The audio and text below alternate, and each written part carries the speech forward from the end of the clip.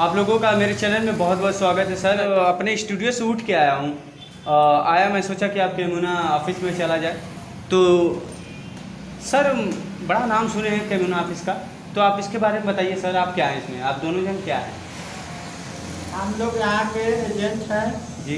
बहुत अच्छा कंपनी है, बहुत अच्छा काम कर रही है। लिमिटेड है। कितने लोग को जोड़े हैं, मैं ये कहना चाहूँगा। ज़्यादा से ज़्यादा लोग को हम लोग ने जोड़ा है। कितना हो सकता है, ज़्यादा से ज़्यादा नहीं, कितना हो सकता है? 1000। 1000 आपके अंडर में काम करते हैं। जी। चलिए सर, बहुत अच्छा सर।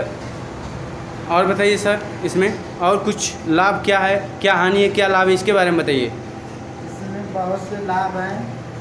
प्लान के तहत बहुत से इसमें योजना है जो कि बेटियों को बढ़ावा देता है। अच्छा। किसानों को भी सर देता है। एक प्लान आया सर, मैंने उस प्लान के बारे में सुना था। 6 साल जमा करोगे तो 21 साल में वो 3.5 लाख रुपये लमसम मिलेगा। लक्ष्मी धन योजना करके था। हाँ। तो सर उसके बारे में बताइए। बताने के लिए बहुत बहुत धन्यवाद। और सर आपके अंडर में कितने लोग काम करते हैं?